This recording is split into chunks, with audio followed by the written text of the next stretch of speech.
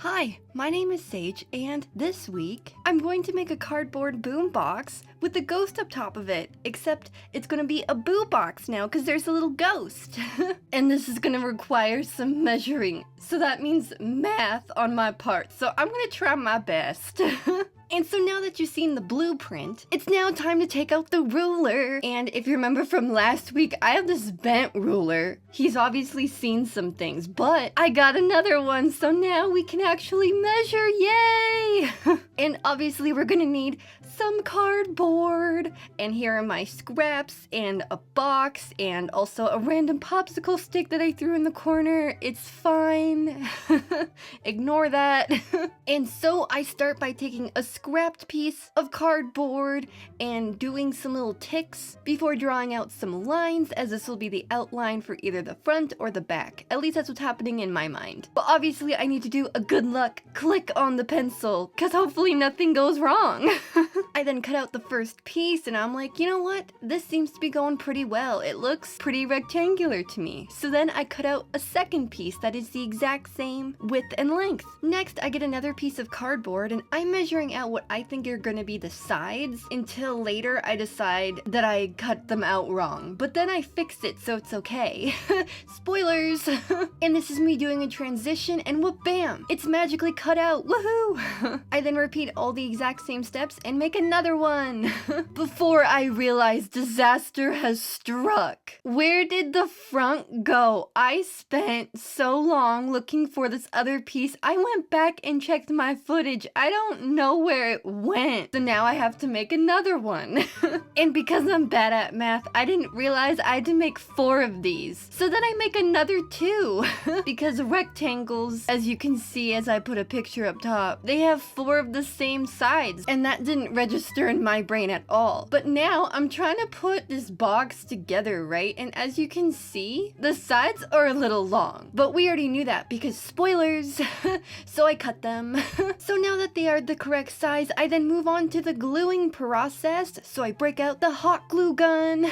And everything is going wonderfully until I get to the top piece. And now I'm like, oh no, all these rectangles obviously aren't the same size. So I'm gonna have to do what I do best, which is eyeballing every cut.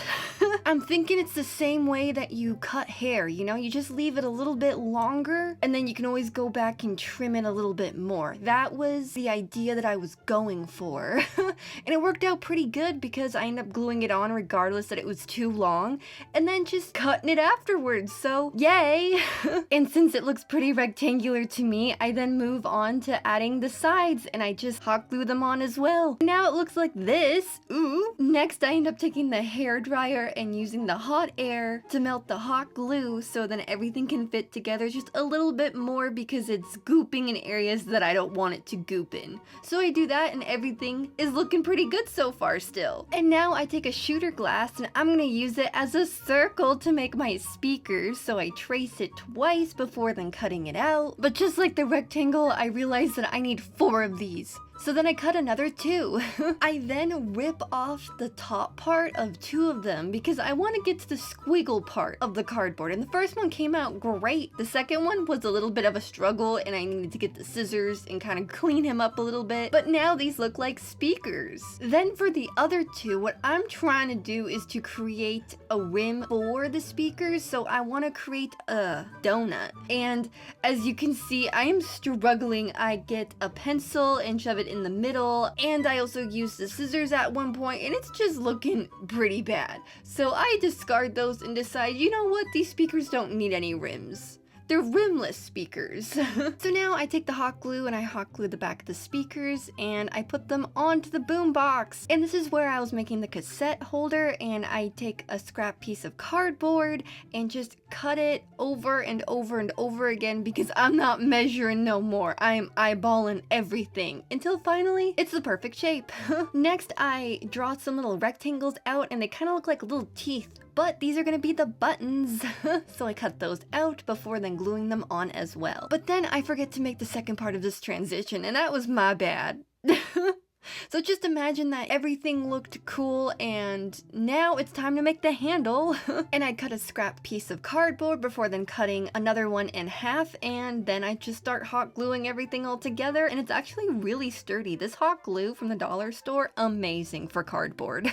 And now it looks like this, and you're probably thinking, what could possibly go wrong now? And turns out the slow-mo button is right beside the regular video button, and I didn't realize that until way after. So this entire segment is gonna be in slow-mo. In a world where scissors slice and papers fall, does the paper take a stand and coil up with the help of the glue? Or does the scissor slicing go too far and break them apart for good? One becomes two. Get your tickets at nowhere. But the scissors did slice them, but now we have two knobs, so everything's fine now. I then hot glue them down onto the boombox.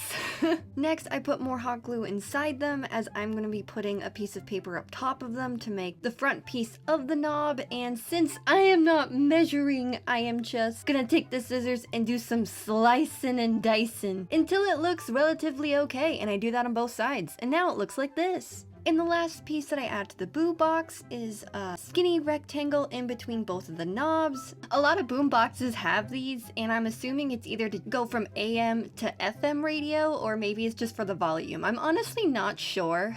This was before my time, but I think they look cool. So once it's hot glued on, this is what the boom box looks like. So now I can start to make the ghost. Ooh, so I lay down some tin foil before then scrunching it up and then covering it with clay. Next, I end up pinching the sides of the ghost as I'm making the little wispies, but he ends up looking a little bit deformed after all the pinching, so then I roll him a little bit more, and now I'm gonna take my ball stylus and give him some eyes. And because I can never be happy with the first time I make anything, I end up pinching the little wispies and then also enlarging the eyes even more, because why not? And this is his size compared to the boombox, and now I'm gonna give him a microphone because obviously he's a groovy ghost. And I start by taking some wire, then cutting it, and then using some tinfoil from my tinfoil base and just wrapping that around the little wire that I cut before then putting the clay up top of that. I then roll it on and it kind of looks like the letters Z, but really sad. But you know what? This is just a stand, and I gotta start somewhere. So now I'm gonna make the microphone part, and it kind of looks like an ice cream cone, except the cone's a little bit longer, because, you know, microphones. I then put it up top the stand before then taking a really thin piece of clay and rolling it, and then attaching it to the butt of the microphone, as this will be a wire, and I just thought that would be a cute accessory for it. And since the ball of the microphone fell off, I then reattached that. Next, I end up fixing the bottom part of the stand, just making it a little bit thicker and just smoother as well, before then taking little bits of clay and putting them on either side of the microphone to make the microphone holders. I think that's what they're called, I'm not sure. But once I attach them and smooth them out with my ball stylus, the microphone is now done, yay! And this is what the ghost and microphone look like together, and then I pop them in the oven, and bam! They are now ready to be painted. But first, I'm gonna start with the boo box because I'm so excited to start painting it, and I do end up using a mixture of white and pink to put down the first layer of pink on the face of the boo box, before then turning it around and also painting the back pink. And I do end up doing a couple of layers of just pink over the handle and the front and the back, just because it wasn't showing up as bright as I wanted it to. But first, I'm gonna paint the sides and the top green. Ooh, I just thought like a light pink and a light green together would give it groovy vibes, you know? Like kind of just cartoony, and that's what I'm going for. So once I'm done painting the sides, top, and underneath the handle green, I then do a transition, bam, and now that they have a couple layers on them, I'm gonna place them to the side as everything is still a little bit damp. Before then taking the ghost and painting his eyes. Ooh, I paint them black before then going over to the microphone and also painting that black, and as you can see, it's definitely gonna take a couple layers on both the eyes and the microphone. So again, bam, transition. I know that wasn't the smoothest transition, but the microphone is still very wet at this point, and I didn't want to bonk it and have the paint come flying off. So now I'm gonna work on the boo box. And here I'm just gonna outline literally everything in black because I want it to look like it's outlined from a cartoon. And I just think that's groovy. And I've always liked when clothing and just like other things are outlined in black and it just looks like someone reached into the TV and pulled it out and now it's real. I just think that's really cool. And once all the outlining is done for the first layer, I then go to the speakers and paint them green as well, so everything is all matchy-matchy. But for the ridges that poke out, I do end up going over it with some white paint as well, just to really highlight the 3D-ness. Next, I paint the AM/FM finder as well as the knobs green, so everything is continuing to match, before then going over to the cassette tape holder and putting in 2 little circles, and then adding little symbols on the buttons, but I end up making a mess on the first button, so I have to fix that real quick. So transition! I add some white paint before then adding the little play button back.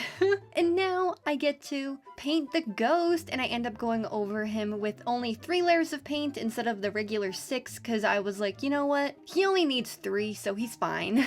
And now that he's looking beautiful, I then begin to outline him in some black paint as well. So I go over his little wispies in black, and I also add some black to random folds that go up as well, just to give him that really stark, cartoony look. And with a few layers of black paint, he is now looking like a cartoon. And that's pretty much everything. So thank you so much for watching, I really appreciate it. And now it's time for the glamour shots.